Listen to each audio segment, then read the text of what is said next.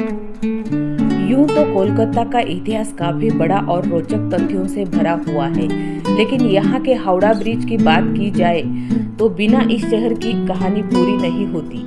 यह ब्रिज हुगली नदी पर बना हुआ है, जो हावड़ा और कोलकाता को जोड़ता है।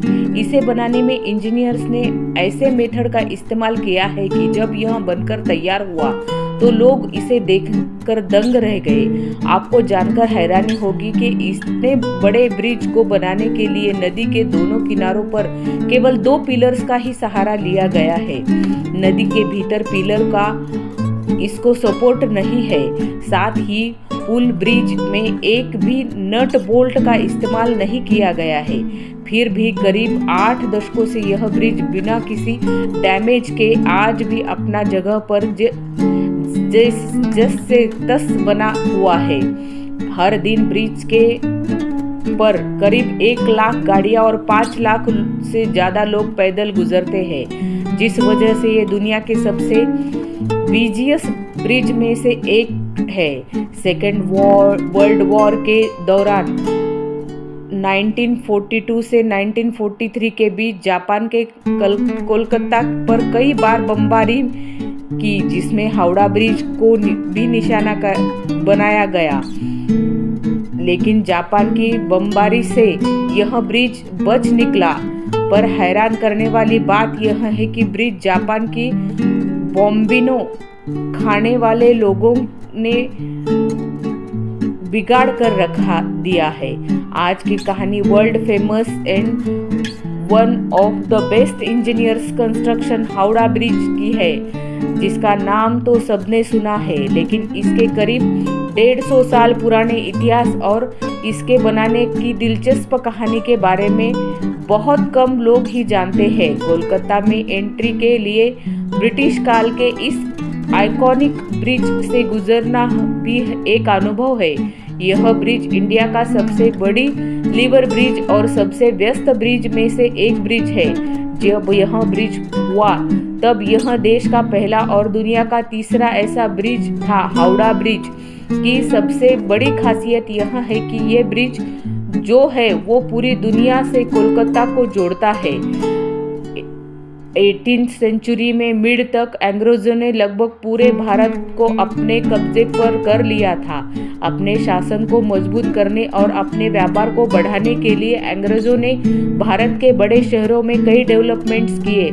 बदलते वक्त के साथ जब ट्रांसपोर्टेशन के लिए रेलवे का इजाद हुआ तो एक्सपोर्ट को और फास्ट करने के लिए अंग्रेजों ने 1833 के में बंगाल के हावड़ा में रेलवे का निर्माण किया। उस समय बंगाल ब्रिटिश इंडिया का सबसे पावरफुल प्रोविंस और कोलकाता ब्रिटिश इंडिया की राजधानी था।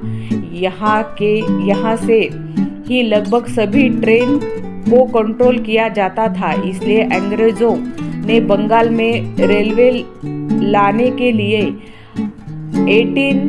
1803 में ही पटरियों को बिछाने का काम शुरू किया था और इसी साल के जून महीने में हावड़ा में रेलवे स्टेशन भी बना लिया था। अंग्रेज सबसे पहले बंगाल में ही रेल की शुरुआत करना चाहते थे, लेकिन लंदन से रेलवे के डिब्बे को लेकर आ रही शिप बीच में रास्ते में ही डूब गया और लोकोमोटिव इंजन गलती से भारत आने के बजाय ऑस्ट्रेलिया पहुंच गया। इसे बनाने में 1 साल की देरी हो गई और हावड़ा स्टेशन 1844 में बनकर तैयार हो सका। हावड़ा में रेलवे स्टेशन बन जाने के बाद ही अंग्रेजों की ट्रेन को आसान बनाने की समस्या पूरी तरह सॉल्व नहीं हो सकी थी, क्योंकि अब तक उनके लिए हावड़ा और कोलकाता के बीच बहने वाली हुगली नदी बाधा बन रही थी। हावड़ा में अंग्रेजों ने अपनी कई फैक्ट्रीज लगा रखी थी। ऐसे में उन्हें नदी के रास्ते जहाज़ों के सामान को एक जहाज से दूसरी जहाज भेजने में काफ़ी दिक्कत का सामना करना पड़ता था। बरसात के समय जब हुगली नदी का वाटर लेवल बढ़ जाता था तो अंग्रेजों को अपना व्यापार कुछ दिनों के लिए मजबूरन बंद करना पड़ता था। अंग्रेजों को हावड़ा से कोलकाता अपना माल लाने के लिए हुगली नदी में कई जहाज़ों को चलाना पड़ता था और उनके लिए काफ़ी कॉस्टली और समय की बर्बादी होती थी। वही हुगली रिवर में फ्लड आने की कई बार उनका रॉ मटेरियल भी खराब हो जाता था। कई बार हुगली क्रॉस करने के दौरान उनका जहाज बीच नदी में ही पलट जाता था। हुगली नदी ब्रिटिशर्स के साथ साथ आम लोगों के लिए भी परेशानी की वजह बनी हुई थी। हावड़ा और कोलकाता आने जाने भारी समस्या से जूझना पड़ता था। जब वे हावड़ा स्टेशन बना था तब से प्रॉब्लम और भी उभर कर सामने आने लगी थी। लोकल से लेकर विदेशी लोगों तक सभी को कोलकाता से हावड़ा पहुंचकर ट्रेन पकड़ने के लिए इस नदी को नाव जरिए पार करना पड़ता था। खराब मौसम में उनका यह सफर कभी बेहद मुश्किल तो कभी कभी रद्द भी हो जाता था। ब्रिटिशर्स इसका परमानेंट सॉल्यूशन चाहते थे, इसलिए उन्होंने हुगली नदी पर एक ब्रिज बनाने का सोचा। इसी प्लानिंग के लिए 1855 में ब्रिटिश सरकार ने एक बार से जांगी और ईस्ट इंडियन रेलवे कंपनी के चीफ इंजीनियर्स जॉर्ज टर्नबुल को हुगली नदी पर पुल बनाने का काम सौंप दिया गया। उन्हें जल्द से जल्द इसके डिटेल स्टडी कर रिपोर्ट देने को कहा गया। टर्नबुल इसके पहले हावड़ा रेलवे स्टेशन बनाने का काम कर चुके थे। गवर्नमेंट के ऑर्डर्स मिलते ही वो इसकी प्लानिंग में लग गए। कई महीनों के रिसर्च के बाद 19 मार्च 1828 साल तक ब्रिज का काम यूं ही ठंडे बस्ते में पड़ा रहा। इसके बाद 1874 ट्रस्ट की स्थापना हुई और ब्रिटिश सरकार ने 1874 में हावड़ा ब्रिज एक्ट पास करके ब्रिज बनाने का काम ईस्ट इंडिया कंपनी के chief engineer sir Bradford Leslie को सौंप दिया। वो वहां एक पंटन ब्रिज बनाने का प्लान लेकर आए। इस प्लान के मुताबिक इस ब्रिज को कुछ इस तरह से डिजाइन किया जाना था कि जरूरत पड़ने पर इस ब्रिज को खोलकर दो हिस्सों में अलग किया जा सके ताकि नदी से गुजरने वाले बड़े जहाज इसके टकराए बिना आसानी से गुजर सके। पुल ब्रिज का प्लान सरकार को बहुत पसंद आया और तुरंत इसे पास कर दिया गया। दरअसल टून ब्रिज पानी में तैरते पीपों के ऊपर बना एक ब्रिज होता था जिसका इस्तेमाल अक्सर किसी इमरजेंसी के वक्त किया जाता था, क्योंकि हुगली नदी काफी टाइटल और जब भी यहाँ ज्वार भाटा आता है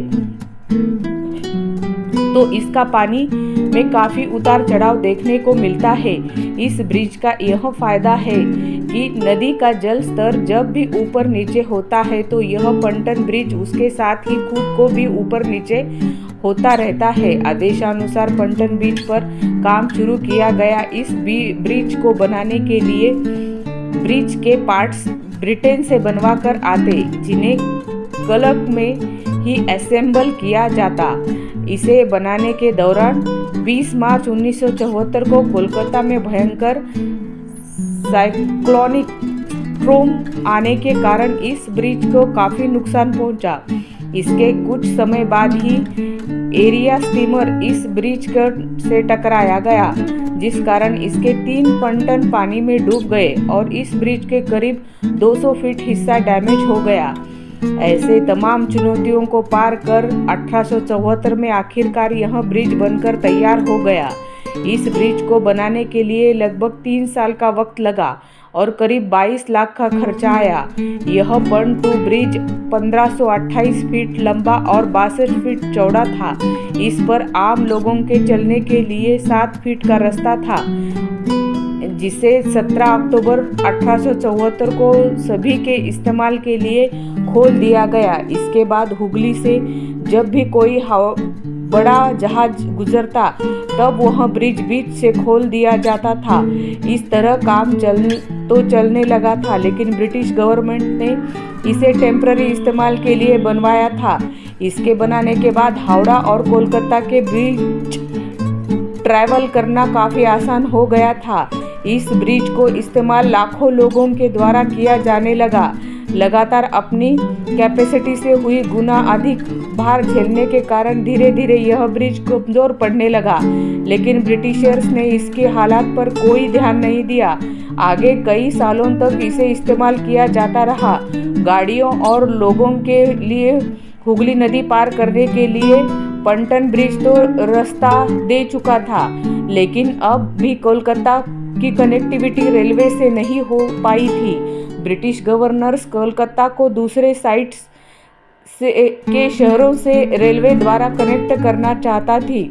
रेलवे ब्रिज के डिज़ाइन और उसकी प्लानिंग का काम भी पटन ब्रिज से बनाने वाले chief engineer sir Bradford Leslie को सौंप दिया गया था। लेस्ली ने इस काम में अलेक्जेंडर मेंडेज रेंडल का साथ लिया और दोनों ने मिलकर डिज़ाइन तैयार करके इस ब्रिज का chief engineer Arthur John Berry को सौंप दिया। 1828 में यह बनकर तैयार हो गया। इस साल महारानी विक्टोरिया के शासन में 25 साल पूरे हो गए थे और ब्रिटिश ऑफिसर ने इसे गोल्डन जुबली ईयर के रूप में सेलिब्रेट करना चाहते थे। इस वजह से इसका नाम जुबली ब्रिज रख दिया गया। रेलवे ब्रिज बन जाने के बाद भी पटन ब्रिज का लोड कम नहीं हो रहा था और 20वीं सेंचुरी के शुरुआत तक इस ब्रिज पर बैलगाड़ियों का लंबा जाम लगने लगा था। उस वक्त ब्रिटिश इंडिया की कैपिटल सिटी होने के साथ साथ कलक इकोनॉमिक सेंटर भी बना हुआ था। इस वजह से यहाँ के लोग भी भीड़ बढ़ चुकी थी। इस बढ़ती भीड़ से पटन ब्रिज बुरी तरह से इम्पैक्ट हो रहा था। सामान से लदी कई बैलगाड़ियां रोज इस ब्रिज पर घंटों खड़ी रहती थी। इतना भार उठा पाना इस ब्रिज के लिए इम्पॉसिबल हो चुका था। 1905 में एलए एक्सीडेंट के खतरे को देखते हुए ब्रिटिश गवर्नर्स ने इसका टेक्निकल इंस्पेक्शन करवाया, जिसमें ब्रिज के बेहद खराब स्थिति का पता चला। ब्रिज की ऐसी कंडीशन को देखते हुए जल्द ही एक नए ब्रिज के कंस्ट्रक्शन के पर सरकार को ध्यान देने के लिए कहा गया। इसके बाद ब्रिटिश गवर्नर्स ने तुरंत हरकत में आ गई और नए ब्रिज के कंस्ट्रक्शन के लिए उनकी प्लानिंग और डिज़ाइन तैयार करने को जुट गई। अगले ही साल 1906 में पोर्ट कमीशन ने ईस्ट इंडियन रेलवे की चीफ इंजीनियर आर.एस.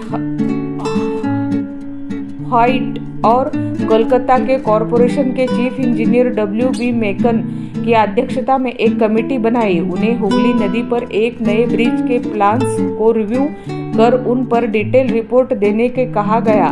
दोनों में कुछ महीनों में इस पर रिपोर्ट तैयार किए गए। ब्रिटिश गवर्नर्स को सौंप दी कमेटी ने अपनी रिपोर्ट में 6 तरीकों से ब्रिज बनाने का सुझाव पोर्ट कमीशन को भेज दिया, जिसमें टनल ब्रिज के लेकर फ्लोटिंग ब्रिज का सुझाव भी शामिल था।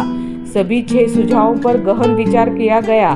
ब्रिज का कंस्ट्रक्शन, फाइनेंशियल एस्पेक्ट और ट्रैफिक पोटेंशियल को देखते हुए यह फ्लोटिंग ब्रिज बनाने का निर्णय लिया गया। इसके बाद पोर्ट कमीशन ने इसे फ्लोटिंग ब्रिज की डिज़ाइन एंड कंस्ट्रक्शन के लिए टेंडर निकाला, जिसमें 23 कंपनियों का शॉर्टलिस्ट किया गया। इन कंपनीज को ब्रिज का डिज़ाइन बनवाकर कमेटी को सौंपना था और सबसे बेस्ट डिज़ाइन बनाने वाली कंपनी 3000 पाउंड का इनाम मिलना था। इस सभी कंपनीज ने अपनी डिज़ाइन को सबमिट किया, जिसमें कमेटी के एक जर्मन कंपनी की डिज़ाइन पसंद आई, लेकिन उसे भी लोकेशन के हिसाब से अप टू मार्क मानते हुए ड्रॉप कर दिया गया। नए ब्रिज पर प्लानिंग चल रही थी कि बंगाल उस समय एक बड़ी राजनीतिक उथल पुथल से गुजर रहा था। लॉर्ड कर्जन के बंगाल पार्टीशन के फैसले के बाद हो रहा आंदोलन के कारण नए ब्रिज का कंस्ट्रक्शन का काम शुरू नहीं हो सका। कई सालों तक ब्रिज का काम नहीं इसी तरह अटका रहा और साल 11 आ गया। इसका साल अंग्रेजों ने कोलकाता की जगह दिल्ली के भारत के राजधानी बनाने का निर्णय लिया। राजधानी चेंज होने के कारण एक बार फिर पुल के कंस्ट्रक्शन का काम शुरू नहीं हो सका।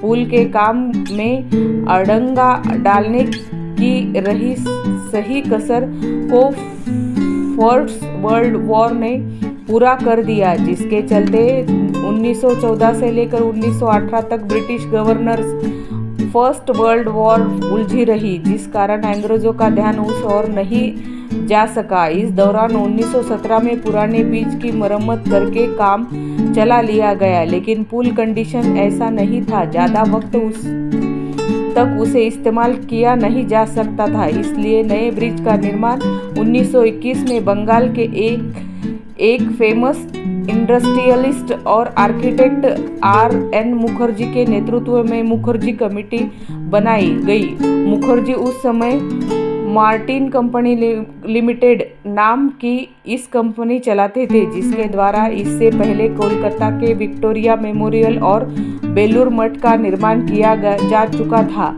अंग्रेजों को आर मुखर्जी के काम पर पूरा भरोसा था और उन्होंने इस पर खरा उतरते हुए एक साल के भीतर 1922 में हावड़ा ब्रिज का कमीशन के सामने अपनी रिपोर्ट सौंप दी, जिसमें कैंटिलेवर ब्रिज बनाने का सुझाव दिया गया था। 1926 में आते आते इसमें काफ़ी प्रोग्रेस दिखाई दी और इस दौरान सरकार ने न्यू हावड़ा ब्रिज एक्ट भी पास कर दिया था। बाद में consultant form rental plumber and Triton को भी एक अल्टरनेटिव आइडिया पर काम करने को कहा गया।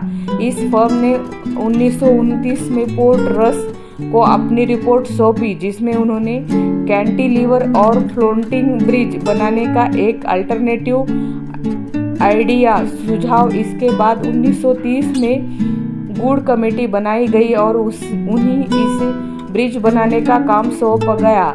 1930 में ही गुड कमेटी ने अपनी रिपोर्ट पोर्ट कमीशन को सौंप दी, जिसमें उन्होंने रेडल पामो एंड ट्राइटन के प्रपोजल को लेकर आगे बढ़ने और suspension type balance cantilever bridge बनाने का कहा। इसके बाद इस फर्म ने नए ब्रिज की डिज़ाइन तैयार कर कमेटी को सौंप दी। इस कमेटी ने नए ब्रिज को बनाने के लिए टेंडर निकाले। टेंडर में सबसे कम बोली एक जर्मन कंपनी ने लगाई, लेकिन जब तक बात आगे बढ़ती गई तो तक 1935 आ गया था। इस समय जर्मनी और ब्रिटेन के बीच के रिश्ते बहुत खराब होने लगे थे, जिस कारण इस कंपनी को कॉन्ट्रैक्ट नहीं दिया गया। टेंडर में लगाई गई बोली के आधार पर इसे बनाने का काम एक British company Cleveland bridge and engineers company limited को सौंप दिया गया। 1935 में ही सरकार ने इसे ब्रिज के कंस्ट्रक्शन के लिए न्यू हावड़ा ब्रिज एक्ट को अमेंड किया, जिसके बाद 1936 में Cleveland bridge and engineers company limited ने न्यू हावड़ा ब्रिज का कंस्ट्रक्शन शुरू कर दिया। साथ ही पोर्ट कमीशन ने इसके फैब्रिकेशन एंड इरेक्शन के काम के लिए हावड़ा ब्रिज का फर्म ब्रेथवेट बर्न एंड जेस अप कंस्ट्रक्शन कंपनी लिमिटेड को शामिल कर लिया। इसके बाद हुगली नदी में उपस्थित भारी मात्रा में गाद का निकला जाने लगा। एक रात जब नदी के तट से गाद निकला जा रहा था, तभी एक विशालकाय टावर गिरती से छूट गया और जिसकी यह अपने वजन के कारण करीब 2 फीट जमीन के अंदर तक घुस गया। इसी वजह से समय इतना जोरदार धमाका हुआ कि खिदरपुर में लगाए गए सिस्मोग्राफ से इसे भूकंप के झटके के रूप में रिकॉर्ड किया। इस धमाके के पास का ही एक मंदिर भी गिर गया। आसपास के लोग डर के सहम गए। दौरान गाद की सफाई का क्रम यहाँ 18th सेंचुरी के तोपे में और कई तरह के सिक्के भी मिल चुके हैं। कुल मिलाकर ब्रिज के फाउंडेशन को तैयार करने में 2 साल का वक्त लगा और ब्रिज को बाकी हिस्से का कंस्ट्रक्शन 1940 से शुरू हुआ। ब्रिज को बनाने में कुल 26,500 का टन स्टील इस्तेमाल हुआ था। जिस तरह पंट ब्रिज के लिए सामान ब्रिटेन से आता था, उसी तरह इस ब्रिज को लगाने वाले स्टील को लेकर कई जरूरी चीजें का एक्सपोर्ट ब्रिटेन से ही होने लगा था। लेकिन सेकेंड वर्ल्ड वॉर में उलझे होने के कारण ब्रिटेन केवल 3,000 टन स्टील ही सप्लाई कर पाया। ऐसे में ब्रिज का काम जारी रखते हुए करीब 23,500 टन स्टील की सप्लाई टाटा स्टील की थी। 4 साल तक लगातार दिन रात काम करने के बाद आधिकारिक 1942 में इस ब्रिज को बनाकर तैयार हुआ। बस इसे बनाने में तब करोड़ों का खर्च आया था। उस समय यह ब्रिज दुनिया का तीसरा सबसे लंबा कैंटिलीवर ब्रिज था।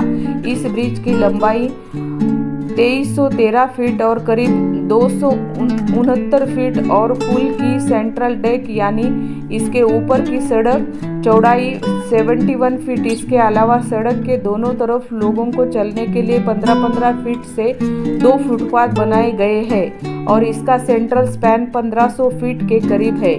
ब्रिज के डेक को मेन ट्रस्ट से 39 पेयर्स के हैंगर्स के सहारे लटकाया गया है। ब्रिज को जो सबसे ज़्यादा खास बनाता है तो वो है इसकी कारीगरी। इसमें स्टील की प्लेटों को जोड़ने के लिए एक भी नट बोल्ट का इस्तेमाल नहीं किया गया। पूरे ब्रिज को केवल धातु बनी कीलों के वेल्डिंग के सहारे जोड़ा गया है। आपको जानकर हैरानी होगी कि यह पूरा का पूरा ब्रिज नदी के दोनों किनारे पर केवल 280 फीट ऊंचे 2 पिलर्स के सहारे ही खड़ा है। इसके दोनों पिलर्स के बीच की दूरी 1500 फीट के आसपास है। दोनों ही पिलर्स के अलावा ब्रिज को सपोर्ट करने के लिए बीच में ही कुछ भी नहीं है लगाया गया है। फिर भी बनाने के बाद आज तक यह ब्रिज जस के तस बना हुआ है। अपनी इसी खास बनावट के कारण ब्रिज लाखों लोगों को अपनी ओर आकर्षित करता है। लोग इस बात को हैरान करते हैं कि इतना विशालकाय ब्रिज इतने मिनिमम सपोर्ट पर इतने सालों से कैसे टिका हुआ है। दरअसल ब्रिज का निर्माण के वक्त ही सरकार ने कंस्ट्रक्शन कंपनी को सख्त निर्देश दिए थे कि इस ब्रिज को बनाने के लिए नदी में कम से कम पिलर्स का इस्तेमाल किया जाए ताकि नदी के गुजरते बड़े जहाज पिलर से टकरा न जाए। उस समय हुगली नदी के सहारे अंग्रेजों का सारा माल सप्लाई किया जाता था और ज़्यादा पिलर्स के इस्तेमाल से शिप का इन पिलर के टकराने का डर था। हावड़ा ब्रिज कोलकाता को हावड़ा रेलवे स्टेशन से भी जोड़ता है, इसलिए बाद में इसे गेटवे टू कोलकाता के नाम से भी जाना जाने लगा। यह ब्रिज न केवल सरकार के लिए एक बहुत कामयाबी था बल्कि कोलकाता और हावड़ा के लोगों के लिए भी बहुत बड़ी उपस्थिति था। लेकिन उस वक्त इस शानदार ब्रिज को बनाने के किसी इनॉग्रेशन की ही चालू कर दिया गया था कि दरअसल उसी समय सेकेंड वर्ल्ड वॉर चल रहा था और ब्रिटेन को डर था कि जापानीज एयरफोर्स कहीं कलंक पर अटैक न कर दे। इसलिए ब्रिटिश गवर्नर ने चुपचाप बिना किसी इनॉग्रेशन के ही ब्रिज को पब्लिक के लिए खोल दिया था। 20 दिसंबर 1942 में रात ब्रिटिश गवर्नर ने का ये शक यकीन में बदला। अचानक ही शहर के ऊपर जापानी लड़ाकू विमान मंडराने लगे और देखते ही देखते जापानीज एयरफोर्स के विमानों ने इस ब्रिज के आसपास बमबारी शुरू कर दी। इस बमिंग में इसके आसपास के क्षेत्रों में काफ़ी नुकसान हुआ। दरअसल उस समय चाइना और जापान के बीच युद्ध छिड़ा हुआ था। वहीं ब्रिटेन और अमेरिका चाइना को सपोर्ट करते हुए युद्ध का सामान सप्लाई करते रहे थे ताकि एशिया में सुपर पावर के रूप में उभरते जापान को काउंटर कर सके। चाइना को वेपन सप्लाई के लिए उस समय एक ही रास्ता था, वो भारत से होकर जाता था। जापान की नज़र अमेरिका और ब्रिटेन के इसी सप्लाई के चेन को तोड़ने पर थी। उसका समय हावड़ा ब्रिज ठीक बगल में ही था, एक फेमस पोर्ट हुआ करता था। जापानीज एयरफोर्स हावड़ा ब्रिज के साथ साथ इस पोर्ट को भी तबाह करना चाहती थी, लेकिन जापानीज एयरफोर्स ने काउंटर अटैक कर हमला रात के वक्त कर दिया। रात के अंधेरे में जापानीज एयरफोर्स का निशाना चूक गया, पर हावड़ा ब्रिज की जगह एक होटल पर जा गिरा, जिसके आसपास का क्षेत्र तो काफी हानि हुई, लेकिन किस्मत से हावड़ा ब्रिज का कोई नुकसान नहीं पहुंचा।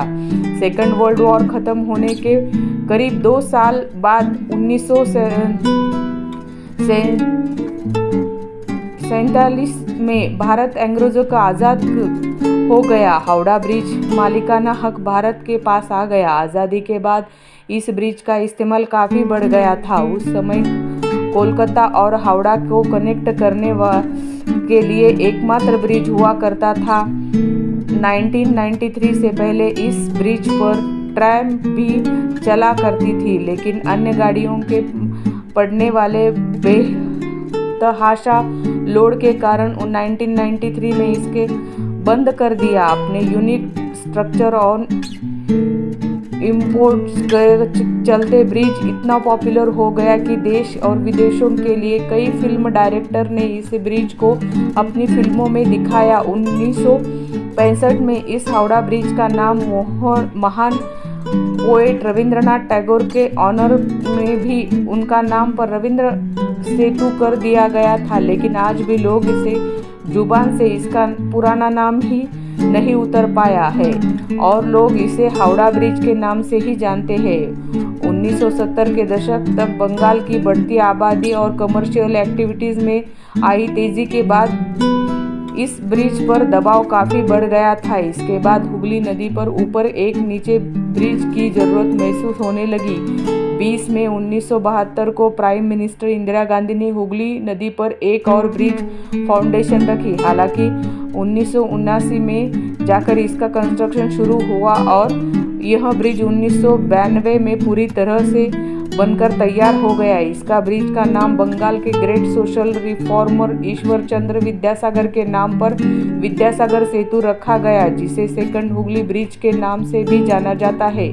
भले ही विद्यासागर सेतु बन जाने के हावड़ा ब्रिज पर पड़ने वाला लोड कम हो गया, लेकिन लगातार कई दशकों से इस्तेमाल की बाद भी हावड़ा ब्रिज जैसे डैमेज होने लगा है। इसके पिलर्स अब बॉडी पर जगह जगह जंग लग चुकी है।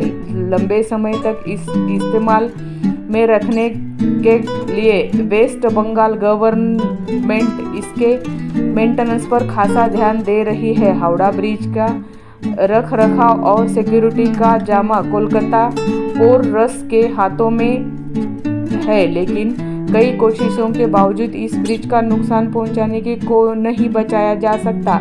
ऐसा ही उदाहरण साल 2005 में देखने को मिला।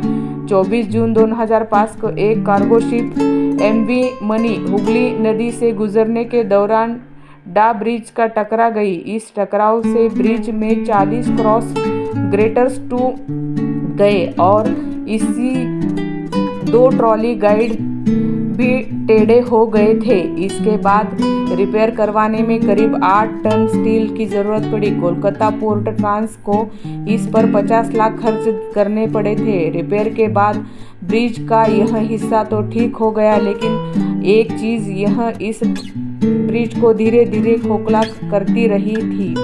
ब्रिज के पायों समेत कई हिस्सों बुरी तरह से जंग लगने लगी थी, जो लगातार बढ़ते ही चले जा रही है। कोलकाता पोर्ट ट्रांस ने जब यह जंग लगाने के कारणों को उसके नुकसान का पता करने के लिए 2011 में ब्रिज के इंस्पेक्शन किया तो हैरान कर देने वाली बात सामने आई। इंस्पेक्शन रिपोर्ट से पता चला कि इसके खंभों में जंग लगने का कारण इसकी मोटाई लगभग आधी हो चुकी है और पुल में लगे हैरांग और मोटाई 6 मिमी से घटकर केवल 3 मिमी ही रह गई है। बड़े नुकसान के पीछे पान मसाले गुटखा की पीके सबसे बड़े कारण थी। पान के गुटखा खाने वाले लोग ब्रिज से गुजरते हुए थूकते हुए निकल जाते थे, जिस कारण पान में पाए गए जाने वाले केमिकल स्टील के साथ रिएक्शन होते हैं और ब्रिज के जंग लग जाती है। Central forensic science lab director Chandranath Bhattacharya का कहना है कि धूम के साथ मिलकर पान और चूना के मौजूद चीज़ें स्टील पर एसिड के जैसे असर करती है, इसे काफ़ी तेज़ी से साथ कमज़ोर कर देती है। पोर्ट्स के इस जंग से बचने के लिए पिलर्स के किनारे पर फाइबर ग्लास लगाना पड़ा। पान और गुटखे के अलावा एटमॉस्फेरिक कंडीशन और बायोलॉजिकल वेस्ट ने भी इस ब्रिज का नुकसान पहुंचाया है। इसके अलावा इस ब्रिज में सालों से लाखों पक्षी अपना घर बनाकर रहते आए हैं और इस दौरान वे रोज इस ब्रिज को जॉइंट और बॉडी पर एक्सक्रीट करते हैं, जिससे धीरे धीरे इसके एक्सक्रीट में पाए जाने वाले केमिकल से ब्रिज कमज़ोर होता जा रहा है। पक्षियों के एक्सक्रीट से होने वाले डैमेज से बचने के लिए कोलकाता ने पोर्ट्स इस ब्रिज को रेगुलर बेसिस पर साफ करवाते हैं। इसके अलावा समय समय पर इस पुल का पेंट और प्राइमर का काम किया जाता है ताकि इस ब्रिज ज़्यादा लंबे समय तक बना रहे। इसे कोलकाता का पहचान बना हुआ यह हावड़ा ब्रिज आज 80 से ज़्यादा सालों के बाद भी लोगों के काम आ रहा है। अगर सब कुछ सही रहा तो यह ब्रिज कई दशकों तक यूं ही कोलकाता और हावड़ा की शान बना रहेगा।